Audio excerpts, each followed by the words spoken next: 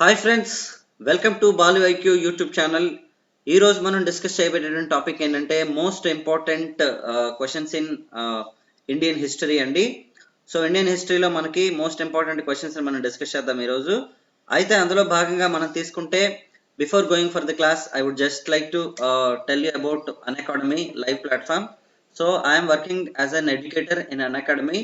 So Unacademy is the largest live platform అండి మనకి ఇండియాలో. సో అయితే ఇందులో చాలా మంది స్టూడెంట్స్ ఈ లాక్డౌన్ టైంలో అందరూ యూటిలైజ్ చేసుకుంటారు అన్అకాడమీ లైవ్ క్లాసెస్ ని. మనకి ఏపీఎస్సి టీఎస్పీఎస్ అని చెప్పేసి మీరు కనుక అన్అకాడమీ లైవ్ లెర్నింగ్ యాప్ లో కనుక మీరు సెట్ చేసినట్లయితే సో అన్అకాడమీలో జరిగేటటువంటి ప్రతిరోజు జరుగుతున్నటువంటి ఫ్రీ క్లాసెస్ ని మీరు చూడొచ్చండి. సో రెగ్యులర్ గా మనకి ఫ్రీ క్లాసెస్ అవుతుంటాయి.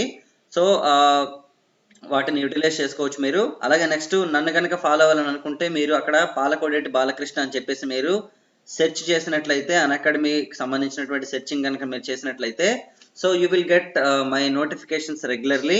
అలాగే నెక్స్ట్ మీరు ఎవరైనా సరే సబ్స్క్రిప్షన్ తీసుకోవాలనుకుంటే, సబ్స్క్రిప్షన్ అంటే అర్థం ఏంటంటే ప్లస్ కోర్స్ అనే సబ్స్క్రిప్షన్ అంటారండి. అన్అకాడమీ ప్లస్ అనేది చాలా ఫేమస్ యాక్చువల్గా. ఇందులో ఒక స్ట్రక్చర్డ్ గా ఒక సిస్టమేటిక్ గా క్లాసెస్ అవుతూ ఉంటాయి అనమాట. రెగ్యులర్ గా ఫ్రీ క్లాసెస్ అయితే ర్యాండమ్ గా ఎంసీక్యూల మీద ర్యాండమ్ డిఫరెంట్ టాపిక్స్ మీద అవుతుంటాయండి. బట్ అలా కాకుండా మీరు గ్రూప్ 1 కానీ గ్రూప్ 2 కానీ ఎస్ఐ కానిస్టేబుల్ కానీ ఏదైనా సరే సిలబస్ తీసుకోవాలని అనుకుంటే సో మీరు ప్లస్ సబ్స్క్రిప్షన్ తీసుకోవచ్చు అండి. ఆ సబ్స్క్రిప్షన్ తీసుకునేటప్పుడు మీకు అక్కడ రెఫరల్ కోడ్ ఎంటర్ చేయమని అడుగుతుంది. మీరు కనుక మన బాలు ఐక్యూ అని చెప్పేసి మీరు కనుక ఎంటర్ చేసినట్లయితే మీకు వెంటనే ఇన్స్టెంట్ గా 10% డిస్కౌంట్ వస్తుంది అనమాట. ఇప్పుడు ఎగ్జాంపుల్ 8,000 ఫీజు అయితే మీకు 7,200 పడుతుందండి. ఇక్కడ మీరు అబ్జర్వ్ చేయొచ్చు మీరు. సో చూడండి, ఇక్కడ మీరు కనుక రెఫరల్ కోడ్ ఇక్కడ ఎంటర్ గెట్ సబ్స్క్రిప్షన్ అనేది కొడితే మీకు 1 మంత్ కావాలా, 3 మంత్స్ కావాలా, 6 మంత్స్, 12 మంత్స్, 24 మంత్స్ అని అడుగుతుంది. కంటిన్యూ కొడితే ఇక్కడ మీకు ఇక్కడ రెఫరల్ కోడ్ ఎంటర్ చేయమంటుందండి. ఇక్కడ మీరు బాలు ఐక్యూ అని చెప్పేసి రెఫరల్ కోడ్ ఎంటర్ చేసినట్లయితే మీకు అప్లై అని కొట్టిన తర్వాత మీకు ఇక్కడ 10% డిస్కౌంట్ వస్తుంది. అలాగే మీరు కనుక రెగ్యులర్ గా ఫ్రీ క్లాసెస్ చూసినట్లయితే కొన్ని మీకు మినిట్స్ వస్తాయి అనమాట. ఆ మినిట్స్ ద్వారా కూడా మీకు కొన్ని క్రెడిట్స్ పొందొచ్చండి. సో కాబట్టి ఇవన్నీ బెనిఫిట్స్ ఉంటాయి అనమాట మీకు. సో మీకు 1 ఇయర్ పాటు మీకు 1 ఇయర్ 2 ఇయర్స్ పాటు తీసుకుంటే మీకు అన్అకాడమీలో స్టార్ట్ అయ్యే ప్రతి కోర్సును కూడా మీరు వినొచ్చండి. అలాగే నన్ను ఇంకా మీరు సోషల్ మీడియాలో ఫాలో అవ్వాలనుకుంటే బాలు ఐక్యూ అని చెప్పేసి మనకు ఒక పబ్లిక్ ఛానల్ ఉందన్నమాట. సో టెలిగ్రామ్ ఛానల్ అనేది మన పబ్లిక్ ఛానల్ అండి, మనకు సంబంధించింది. మన స్టూడెంట్స్ అందరూ కూడా ఆల్రెడీ రెగ్యులర్ గా డిస్కషన్స్ చేసుకుంటున్నారు జనరల్ స్టడీస్ కి సంబంధించి.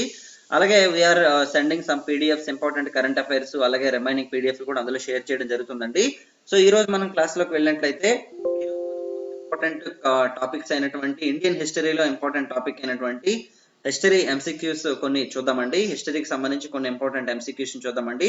సో ఇందులో భాగంగా మనం ఫస్ట్ క్వశ్చన్ కనుక అబ్జర్వ్ చేసినట్లయితే which of the following Britishers said about black hole tragedy.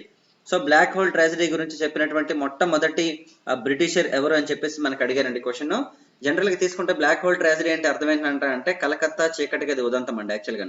ఇది యాక్చువల్గా ఏంటంటే 1756 లో మనకి బెంగాల్ నవాబుగా సిరాజుద్దౌలా ఉన్నప్పుడు ఉన్నప్పుడు ఏంటండి అంటే బ్రిటిష్ వాళ్ళు, ఫ్రెంచ్ వాళ్ళు ఏం చేస్తారంటే మూడో ఆంగ్లో కర్ణాటక యుద్ధం మనకి 1756 నుండి 66 జరుగుతున్న సమయంలో కలకత్తాలో వచ్చేసి వాళ్ళు ఫ్యాక్టరీస్ చుట్టూ వాళ్ళ ఫెన్సింగ్ అనేది వేసుకోవడం స్టార్ట్ చేస్తారనమాట. దీని గురించి సిరాజుద్దౌలా హెచ్చరిస్తాడు ఫస్ట్, కానీ బ్రిటిష్ వాళ్ళు పట్టించుకోరండి. బట్ ఫ్రెంచ్ వాళ్ళు అయితే మాత్రం తగ్గుతారు కొంచెం. సో దాంతో ఏం చేస్తారంటే కొంతమంది బ్రిటిష్ వాళ్ళని 1756 జూన్ 20న విలియమ్స్ అనేటటువంటి ఒక ప్యాలెస్ లో సిరాజుద్దౌలా ఉంచేస్తాడనమాట. దాదాపు 146 మంది ఉంటారండి అందులోని. ఆ 146 మెంబర్స్ ఎవరైతే ఉంటారో వాళ్ళని బంధించేస్తాడనమాట. సో వాళ్ళలో చాలా మంది చనిపోతారండి. బట్ అందులోంచి వారన్ హేస్టింగ్స్ కూడా తప్పించుకోవడం జరుగుతుంది. అయితే ఈ కథనం అంతటిని కూడా హాల్వెల్ అనే వ్యక్తి, డి అనమాట ఆప్షన్ దీనికి మనకి ఆన్సర్. ఈ హాల్వెల్ అనే పర్సన్ ఏంటండి అంటే దీని గురించి చెప్తాడనమాట ఎవరికంటే రాబర్ట్ క్లైవ్ కి. ఆ తర్వాత జరిగిన కాన్సిక్వెన్సెస్ వల్ల మనకి బ్యాటిల్ ఆఫ్ ప్లాసీ వచ్చిందండి June 23, 1757 మనకి. ఓకేనండి, this is the first question. Second question చూద్దామండి. Jinnah and Tilak comrades in the freedom struggle book written by.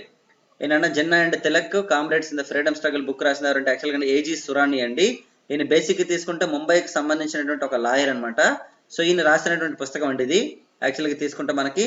మిగతావి అయితే మనకి లీడ్ అవ్వు, ఎందుకంటే ఎంఎస్ స్వామినాథన్ వచ్చేసి మనకి father of Indian green revolution అని చెప్తాం మనం. అలాగే నెక్స్ట్ తీసుకుంటే ఎల్కే అద్వానీ గారు తీసుకుంటే మనకి ఒకప్పుడు మన డిప్యూటీ ప్రైమ్ మినిస్టర్ అనమాట, పనిచేశారైనా వాజ్పేయి గారి టైంలోని. అలాగే active member in BJP government అనమాట. ఓకేనండి. సో నెక్స్ట్ ఎల్కే అద్వానీ గారు ఈ ఆప్షన్ అంటే మనకి first option answer. Second question answer ఏంటంటే మనకి ఏ. నెక్స్ట్ క్వశ్చన్ బులంద్ దర్వాజా లొకేటెడ్ ఎట్ బులంద్ దర్వాజా అనేది ఏంటంటే it's the construction of Akbar అన్నమాట. సో బేసిక్ గా బులంద్ దర్వాజా అనేది ఎక్కడ ఉందంటే మనకి ఫతేపూర్ సిక్రీలో ఉందండి. దీని ఆన్సర్ వచ్చేసి ఏ అన్నమాట. అక్బర్ ఏంటండి అంటే బులంద్ దర్వాజాని కట్టించడానికి గల కారణం ఏంటంటే అప్పట్లో గుజరాత్ లో ఒక రాజు ఉండేవాడు అనమాట. ఆయన పేరు ఏంటంటే బహదూర్ షా అనమాట యాక్చువల్ గా. సో బహదూర్ షా మీద అటాక్ చేసి గెలిచినందుకు కోసం గుజరాత్ ను ఆక్యుపై చేసుకున్నందుకు గల కారణంగా ఫతేపూర్ సిక్రీలో బులంద్ దర్వాజా అనే కన్స్ట్రక్షన్ ని స్టార్ట్ చేయడం జరిగిందండి. సో అక్బర్ తలక ఫస్ట్ క్యాపిటల్ వచ్చేసి ఢిల్లీ అండి, బట్ ద సెకండ్ క్యాపిటల్ వచ్చేసి మనకి ఫతేపూర్ సిక్రీ అనమాట. చాలా చాలా ఫేమస్ ఇది. ఇన్ఫాక్ట్ ఏంటంటే 1575 ఇదే ఫతేపూర్ సిక్రీలో మత చర్చల కోసం ఇబాదత్ ఖానాను కూడా కన్స్ట్రక్షన్ జరిగిందండి అక్బరు. ఇబాదత్ ఖానాలో మత చర్చల తర్వాత దాదాపు 1582లో అంటే ఆల్మోస్ట్ ఒక 7 years తర్వాత మనకి ఏంటంటే అక్బర్ స్టార్ట్ చేసిన మతమే దిన్ని ఇలాహి అనమాట. ఓకేనండి. సో అక్బర్ ఏంటండి అంటే 1556 నుంచి 1605 దాకా మొఘల్ ఎంపరర్ గా పనిచేశాడండి. సెకండ్ పానిపట్ బ్యాటిల్ ద్వారా ఈయన మొఘల్ ఎంపరర్ అవడం జరిగింది. So next question, servants of India society started by. So servants of India society is the organization established in the year 1905 at Mumbai అండి. దీన్ని స్టార్ట్ చేసింది ఎవరంటే మనకి గోపాలకృష్ణ గోఖలే అనమాట. ఏంటంటే గోపాలకృష్ణ గోఖలే ఏంటంటే 1905 లో servants of India society start చేశారు. అయితే ఈ ఆర్గనైజేషన్ స్టార్ట్ చేయడం గల మెయిన్ రీజన్ ఏంటంటే 1904 లో అవ్వచ్చు, అదా అంతకంటే ముందు అవ్వచ్చు, కరువు కానీ లేదంటే ప్లేగ్ డిసీజ్ కానీ వచ్చిందండి భారతదేశంలో. చాలా మంది చనిపోయారు అనమాట. సో వీళ్ళందరినీ కూడా సర్వైవ్ చేస్తూ వీళ్ళందరికీ సర్వీస్ చేయడం కోసం ఆర్గనైజేషన్ ప్రారంభించారండి. ఇన్ఫాక్ట్ ఏంటంటే ఈ ఆర్గనైజేషన్ లో జాయిన్ అవ్వడం కోసమే మనకి మహాత్మా గాంధీ గారు 1915 మనకి January 9th భారతదేశానికి రావడం జరిగిందండి. ఎందుకంటే గోపాలకృష్ణ గోఖలే యొక్క శిష్యులు మహాత్మా గాంధీ అండి. మరి గోపాలకృష్ణ గోఖలే తలకు గురువు ఎవరంటే మహాదేవ గోవింద రణుడే అనమాట. మరి మహాత్మా గాంధీ గారి తలక శిష్యుడు ఎవరంటే చక్రవర్తి రాజగోపాలాచారి అండి. ఓకేనా. గోపాలకృష్ణ గోఖలే ఏంటంటే is the most active member in moderates అనమాట. అంటే మితవాదులందరికీ అధ్యక్షుడిగా పనిచేశారనమాట ఈయన. సో కాబట్టి ఇది కూడా చాలా చాలా ఇంపార్టెంట్ క్వశ్చన్. నెక్స్ట్ తీసుకుందాం అండి. French east India company started by. చూడండి ఫ్రెంచ్ ఈస్ట్ ఇండియా కంపెనీ అంటే అర్థమేంటంటే ఒక విషయం గుర్తుపెట్టుకోవాలి మీరందరూ. ఈస్ట్ ఇండియా కంపెనీ అంటే అర్థమేంటంటే అది బ్రిటిష్ ఈస్ట్ ఇండియా అవుతుంది, ఫ్రెంచ్ ఈస్ట్ ఇండియా అవుతుంది. అలాగే నెక్స్ట్ వచ్చేసి డచ్ ఈస్ట్ ఇండియా. అంటే ఈస్ట్ సైడ్ ఉన్నటువంటి ఇండియాకి ఈస్ట్ సైడ్ ఉన్నటువంటి ప్రాంతాల్లో వ్యాపారం చేయడానికి వచ్చిన వాళ్ళే ఈస్ట్ ఇండియా కంపెనీ వాళ్ళు కాబట్టి. ఓకేనండి. అయితే భారతదేశానికి వచ్చినటువంటి మొట్టమొదటి east India company Portugal east India company, తర్వాత డచ్ వచ్చింది, తర్వాత ఇంగ్లీష్ వచ్చింది, తర్వాత డేన్స్ వచ్చింది, తర్వాత ఫ్రెంచ్ వచ్చిందండి. మరి ఫ్రెంచ్ ఈస్ట్ ఇండియా కంపెనీని ప్రారంభించిన వ్యక్తి ఎవరంటే ఏంటంటే విలియం కోల్బర్ట్ అనే ఆయన స్టార్ట్ చేశాడు అనమాట. భారతదేశానికి ఫ్రెంచ్ ఈస్ట్ ఇండియా కంపెనీ ఎప్పుడు వచ్చిందంటే 1664 లో వచ్చిందండి. వాళ్ళ తలక మొట్టమొదటి ట్రేడింగ్ సెంటర్ ఎక్కడ ఉందంటే వాళ్ళది సూరత్ లో ఉందన్నమాట. ఇన్ఫాక్ట్ బ్రిటిష్ వాళ్ళు కూడా మొట్టమొదటి ట్రేడింగ్ సెంటర్ ని సూరత్ లో పెట్టుకోవడం జరిగిందండి. బ్రిటిష్ వాళ్ళు వచ్చిన టైంలో భారతదేశం తాలూకా రూలర్ ఎవరంటే జహంగీర్ అండి. మరి ఫ్రెంచ్ వాళ్ళు వచ్చిన టైంలో ఎవరంటే ఔరంగజేబ్ అనమాట. సో జహంగీర్ అయితే మనకి 1627 దగ్గర నుంచి 1605 దగ్గర నుంచి 1627 దాకా పనిచేశారండి జహంగీర్ మొఘల్ ఎంపరర్ గా. మరి మొఘల్ ఎంపరర్ గా అయితే మనకి ఔరంగజేబ్ అయితే 1658 నుంచి 1707 దాకా మొఘల్ ఎంపరర్ గా పనిచేయడం జరిగింది. Next question, Woods committee dispatch belonging to. Woods committee అనేది దేనికి సంబంధించింది? బేసిక్ గా తీసుకుంటే భారతదేశంలో మనకి 1813 లో ఒకటి, 1833 లో ఒకటి, 1853 లో ఒకటి 3 చార్టర్ యాక్ట్లు వచ్చాయండి. 1813 లో అలాగే 1853 లో. 1853 లో వచ్చినటువంటి చార్టర్ యాక్ట్ ఏమని పిలుస్తారంటే చివరి చార్టర్ చట్టం అని పిలుస్తారండి. అప్పట్లో ఎవరంటే గవర్నర్ జనరల్ వచ్చేసి డల్హౌసీ అనమాట. ఈ చార్టర్ యాక్ట్ సమయంలోనే వుడ్స్ కమిటీ వేసిందనమాట బ్రిటిష్ ప్రభుత్వం. ఈ వుడ్స్ కమిటీ దేనికంటే భారతదేశంలోని ఇంగ్లీష్ ఎడ్యుకేషన్ అనేది ఏ విధంగా ఉంది కనుక్కోవడం కోసం వేశారండి. కాబట్టి వుడ్స్ కమిటీ అనేది కొన్ని రిఫార్మ్స్ అనేది ఇవ్వడం జరిగింది అనమాట. కాబట్టి Woods committee dispatch is related to the education in India అండి. అలాగే వీళ్ళు ఇచ్చినటువంటి రిఫార్మ్స్ ఏవైతే ఉన్నాయో వీళ్ళు ఇచ్చిన సజెషన్స్ ఏమని పిలుస్తారంటే Magna Carta of the English education in India అని పిలుస్తారండి. అయితే మనకి భారతదేశంలో ఇంగ్లీష్ ఎడ్యుకేషన్ ప్రారంభించింది ఎవరంటే 1835 లో మనకి విలియం బెంటిక్ అనేటటువంటి గవర్నర్ జనరల్ స్టార్ట్ చేశాడండి. విలియం బెంటిక్ ఏంటండి అంటే మనకి రాజా రామ్మోహన్ రాయ్ గారి తలక సపోర్ట్ తో 1829 లో సతీ సిస్టమ్ అనేది అబాలిష్ చేయడం జరిగింది. అలాగే 1835 లో ఇంగ్లీష్ లాంగ్వేజ్ కూడా స్టార్ట్ చేయడం జరిగింది అనమాట. ఓకేనా. Next question, news paper led by Annie Besant. Annie Besant led చేసినటువంటి న్యూస్ పేపర్ ఏంటి? ఇక్కడ మనకి 2 ఆప్షన్స్ కూడా ఒకేలానన్న. సో కాబట్టి ఆప్షన్ కొట్టేద్దాం. బేసిక్ తీసుకుంటే అనిబిసెంట్ గారు 1916 లోని సెప్టెంబర్ లో మెడ్రాస్ దగ్గర ఉన్నటువంటి అడయార్ అనే ప్రాంతాల్లో మనకి హోమ్ రూల్ లీగ్ ఉద్యమాన్ని నడపడం జరిగిందండి. అయితే ఎవరితో కలిపి ప్రారంభించారు ఈవిడ అంటే సుబ్రహ్మణ్యం అయ్యర్ గారితో కలిపి ప్రారంభించడం జరిగిందండి. అయితే ఈ హోమ్ రూల్ లీగ్ ఉద్యమం అనేది 1916 లో ఏప్రిల్ లో ప్రారంభించారు ఫస్ట్ బాలగంగాధర్ తిలక్ గారు. సో మనకి ఇక్కడ అనిబి సెంటర్ రన్ చేసినటువంటి న్యూస్ పేపర్ ఏంటంటే ఒకటి న్యూ ఇండియా, రెండోది వచ్చేసి Commonweal. So Commonweal అనొచ్చు, దీన్ని మళ్ళీ కామన్ వెల్త్ అని కూడా ఇస్తాడు మనకు కొన్ని బుక్స్ లోని. కామన్ వెల్త్ ఎందుకన్నారంటే యాక్చువల్గా తీసుకుంటే భారతీయులకి ఫండమెంటల్ రైట్స్ కావాలనే ఉద్దేశంతో అనిబిసెంట్ పెట్టినటువంటి బిల్ ఏంటంటే కామన్వెల్త్ ఆఫ్ నేషన్స్ అనే బిల్లుని ఆవిడ రెడీ చేయడం జరిగిందండి. కాబట్టి ఏంటని పిలుస్తారంటే ఇక్కడ మనకి కామన్వెల్త్ అని కూడా పిలవచ్చు అనమాట ఈ బిల్లుని. నెక్స్ట్ చూడండి, Nishka the word used in Vedic period to represent the ornament అండి. లేటర్ ఆన్ ఏమని పిలిచేవారు అంటే నిష్కా అనే పదాన్ని వేదిక్ పీరియడ్ అంటే మనకి ఏంటంటే వేదిక్ పీరియడ్ అంటే వేద నాగరికత టైంలో మనకి నిష్కా అనే పదాన్ని ఆభరణాల కోసం చెప్పేవారు అనమాట. మరి తర్వాత కాలంలో దాన్ని ఏమని పిలుస్తారంటే మనకి కాయిన్ గా మార్చడం జరిగింది. నిష్కా అనేది ఫేమస్ కాయిన్ అండి, ఇది అందరికీ తెలిసిందే కదా. ఓకేనా. సో కొన్ని దగ్గరలో వెండి నాణ్యంగా, కొన్ని దగ్గరలో బంగారు నాణ్యంగా చలామణి అయింది. ఇది మౌర్యుల టైంలో తీసుకున్నా సరే, లేదంటే తర్వాత గుప్తుల టైంలో కూడా మనకి నిష్కా అనే పదాన్ని మనం అబ్జర్వ్ చేస్తుంటాం క్లియర్ కట్ గాను. ఓకేనా. So next question, why I am an atheist book రాసింది ఎవరు? వై ఐఆమ్ ఎన్ ఎథిస్ట్ అనే పుస్తకాన్ని రాసింది ఎవరు అని అంటే మనకి యాక్చువల్గా ఈ బుక్ రాసింది ఎవరంటే భగత్ సింగ్ రాశారండి.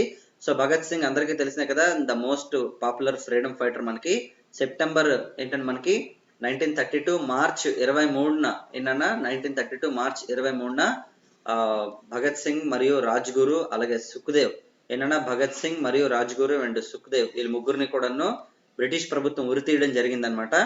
అయితే భగత్ సింగ్ గారు రాసినటువంటి పుస్తకం మనకి ఏంటంటే వై ఐఎమ్ ఎన్ ఎథిస్ట్ పుస్తకం రాశారండి. అలాగే భగత్ సింగ్ ని ఉరి తీస్తున్నప్పుడు ఆయన ఇచ్చినటువంటి స్లోగన్ ఏంటంటే ఇంక్విలాబ్ జిందాబాద్ అంటే విప్లవం వర్ధిల్లాలి అంటూ ఆయన స్టేట్మెంట్ ఇవ్వడం జరిగిందనమాట. సో ఇది మనకి చాలా ఎగ్జామినేషన్స్ లో అడిగాడు, చాలా పుస్తకాలు అడిగాడు అండి. నెక్స్ట్ తీసుకుంటే మనకి లాలా లజపత్ రాయ్ రాసినటువంటి పుస్తకం ఏంటంటే మనకి అన్హ్యాపీ ఇండియా అండి. అన్హ్యాపీ ఇండియా అనేది లాలా లజపత్ రాయ్ గారు రాసిన పుస్తకం అనమాట. సో బేసిక్ గా తీసుకుంటే లాలా లజపత్ రాయ్, భగత్ సింగ్ వీళ్ళంతా కలిపి సైమన్ కమిషన్ కి వ్యతిరేకంగా పోరాటం చేశారనమాట. అలాగే బిపిన్ చంద్రపాల్ తీసుకుంటే ఇస్ ద మోస్ట్ ఏంటండి ఫేమస్ ఎక్స్ట్రీమిస్ట్ అనమాట. అలాగే వందే మాతర ఉద్యమ కాలంలో ఈయన ఆంధ్రప్రదేశ్ లో కూడా పర్యటించడం జరిగిందండి. కాకినాడ రాజమండ్రిలోని ఇంతలకు ఉపన్యాసాలు కూడా ఇవ్వడం జరిగింది. అలాగే అందరికీ తెలిసినే కదా సుభాష్ చంద్రబోస్ అండి, వన్ ఆఫ్ ద గ్రేటెస్ట్ మనకి ఫ్రీడమ్ ఫైటర్స్ ఆఫ్ ఇండియా అనమాట. సుభాష్ చంద్రబోస్ గారు తీసుకుంటే మనకి ఆజాద్ హింద్ ఫౌజ్ అనేటటువంటి సంస్థను ప్రారంభించారండి. ఈ సంస్థని మొదటగా ఏంటన్నా ఇండియన్ నేషనల్ ఆర్మీ అనే పేరుతో మోహన్ సింగ్ ప్రారంభిస్తే దాన్ని ఆజాద్ హింద్ ఫౌజ్ గా మార్చడం జరిగిందండి. ఓకేనా. సో కాబట్టి ఆజాద్ హింద్ ఫౌజ్ కు సంబంధించినటువంటి గవర్నమెంట్ ఎప్పుడు ఫామ్ అయిందంటే 1943 అక్టోబర్ 21న ఆజాద్ హింద్ ఫౌజ్ గవర్నమెంట్ కూడా ఫామ్ అవడం జరిగింది అనమాట. ఓకేనా. నెక్స్ట్ క్వశ్చన్ చూద్దామండి, Priyadarshika drama written by. Priyadarshika అనేటటువంటి నాటకాన్ని రచించింది ఎవరని అడిగితే మనకి యాక్చువల్ గా శ్రీహర్షుడు రాశాడండి యాక్చువల్ గాను. ఓకేనా. శ్రీహర్షుడు రచించినటువంటి నాటకం యాక్చువల్ గా అనేది. మరి పులోమావి ఎవరని అంటే పులోమావి వచ్చేసి మనకి చాళుక్యులకి సంబంధించిన రాజు. యాక్చువల్ గా 10వ క్వశ్చన్ తలకి ఆన్సర్ తీసుకుంటే ఏ అనమాట. ఓకేనా. 10వ క్వశ్చన్ ఆన్సర్ తీసుకుంటే మనకి ఏ అనమాట. పులోమావి తీసుకుంటే అందరికీ తెలిసినా కదండి, పులోమావి టూ చాలా ఫేమస్ అనమాట. ఐ మీన్ సారీ అండి, పులోమావి తీసుకుంటే మనకి ఏంటంటే సారీ అండి శాతవాహనులకు సంబంధించిన రాజు అండి పులోమావి. పులకేసి అన్నట్టు చదివాను నేను. ఓకేనండి సారీ. సో పులోమావి తీసుకుంటే మనకు తెలిసిందే కదా శాతవాహనులకు సంబంధించిన రాజు అండి. అలాగే గౌతమిపుత్ర శతకాన్ని తీసుకుంటే 23rd కింగ్ ఆఫ్ అంటే 23వ శాతవాహన రాజు అనమాట గౌతమిపుత్ర శతకాన్ని. ఈయనకి సంబంధించినటువంటి శాసనాన్ని చెప్పేది ఏంటంటే మనకి నాసిక్ శాసనం చెప్తుందండి ఈయన గురించి. ఈ శాసనాన్ని వేయించింది ఎవరంటే మనకి గౌతమి బాలశ్రీ గారు వేయించారండి. అలాగే సముద్రగుప్తుడు తీసుకుంటే ఈయన గురించి చెప్పే శాసనం అలహాబాద్ శాసనం అనమాట. ఈయన ఎవరికి సంబంధించిన రాజు అంటే గుప్తులకు సంబంధించిన రాజు అనమాట. సో ఈ రోజు మనం 10 క్వశ్చన్స్ ని మనం డిస్కస్ చేయడం జరిగిందండి. ప్రతిరోజు నేను ఏదో ఒక టాపిక్ మీద ఒక 15 to 20 మినిట్స్ ఖచ్చితంగా డిస్కషన్ పెడతానండి. ఈ మధ్య చాలా వరకు బిజీగా ఉండడం వల్ల నేను పెట్టలేకపోయాను. ఓకేనా. సో అకాడమీ క్లాసెస్ అవ్వచ్చు, డిఫరెంట్ వర్క్స్ వల్ల నేను ఆన్సర్ పెట్టలేకపోతున్నాను. బట్ రెగ్యులర్ గా ఖచ్చితంగా నేను కొన్ని పెడతాను టాపిక్స్ అనేవి. సో మీరు నన్ను ఫాలో అవ్వాలనుకుంటే అకాడమీలో ఫాలో అవ్వండి, బాలకృష్ణ పాలకోడేట్ అని సెర్చ్ చేయండి. డెఫినెట్ గా మీకు నా తలకి రెగ్యులర్ క్లాసెస్ ఒక విత్ క్లియర్ కట్ ఎక్స్ప్లెనేషన్ దొరుకుతుంది. Thank you so much for following this video అండి. Please subscribe Balu IQ for getting lot of notifications. అలాగే రెగ్యులర్ గా మనం మన కమ్యూనిటీ ఛానల్లో మన కమ్యూనిటీ ట్యాగ్ లో ఒక క్వశ్చన్ ఇస్తున్నానండి, ఆ క్వశ్చన్ కూడా మీరు ఆన్సర్ చేయొచ్చు. ఓకేనా. Thank you so much for watching my video అండి. Thanks a lot for that and take care of corona అండి. అందరూ జాగ్రత్తగా ఉండండి.